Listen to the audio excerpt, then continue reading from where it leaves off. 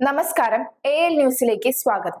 അന്തിക്കാട് ഇടവകയിൽ ഊട്ടുതിരുനാൾ ആഘോഷിച്ചു. അന്തിക്കാട് ആത്മീയ ഉണർവോടെ ഊട്ടുതിരുനാൾ അന്തിക്കാട് ഇടവകയിൽ ആഘോഷിച്ചു. പരിശുദ്ധ കന്യകാമറിയം, വിശുദ്ധ അന്തോണീസ്, വിശുദ്ധ യൂദാ തദേവൂസ് എന്നിവരുടെ സംയുക്ത തിരുനാൾ ആഗസ്റ്റ് 15-ന് ഭക്തിപൂർവ്വം ആചരിച്ചു. അന്തിക്കാട് ഇടവകയിലെ തിരുബാല സഖ്യത്തിലെ പുതിയ ഭാരവാഹികളെ തിരഞ്ഞെടുത്തു.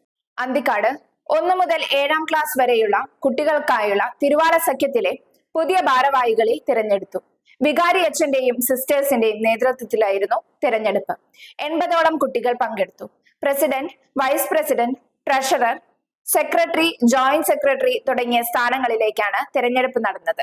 ലയോ 14-ാമൻ പാപ്പയുടെ പേരിൽ സ്റ്റാമ്പുകൾ പുറത്തിറക്കി ഫിലിപ്പീൻസ് ഭരണകൂടം. 2025-ലെ കർദിനാൾ തിരുസംഘത്തിൽ വെച്ച് വിശുദ്ധ പത്രോസിന്റെ പിൻഗാമിയായി തിരഞ്ഞെടുക്കപ്പെട്ട് സ്ഥാനമേറ്റ കർദിനാൾ ലയോ 14-ാമൻ എന്ന നാമം സ്വീകരിച്ച കർദിനാൾ റോബർട്ട് ഫ്രാൻസിസ് പ്രിവോസ്റ്റിനോടുള്ള ബഹുമാനാർത്ഥം ഫിലിപ്പോസ് എന്നറിയപ്പെടുന്ന ഫിലിപ്പീൻസ് പോസ്റ്റൽ കോർപ്പറേഷൻ പാപ്പയോടുള്ള ആദരവ് സൂചകമായി സ്റ്റാമ്പ് പുറത്തിറക്കി. ഗൾഫിലെ ആദ്യ ബസിലിക്ക പദവിയിൽ കുവൈറ്റിലെ അവർ ലേഡി ഓഫ് അറേബ്യ ദേവാലയം.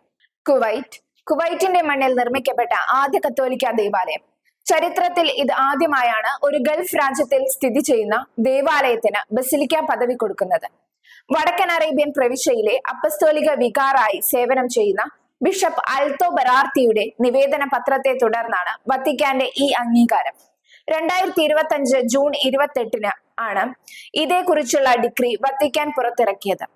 ആഴത്തിൽ വേരുറച്ച മരിയൻ ഭക്തിയും അജപാലന നേതൃത്വവും ആണ് അവർ ലേഡി ഓഫ് അറേബ്യൻ ദേവാലയത്തിന് മാന്യ ബസിലിക്ക അംഗീകാരം ലഭിക്കാനുണ്ടായ കാരണങ്ങളിൽ ചിലത്. വാർത്തകൾ അവസാനിച്ചു. നന്ദി, നമസ്കാരം.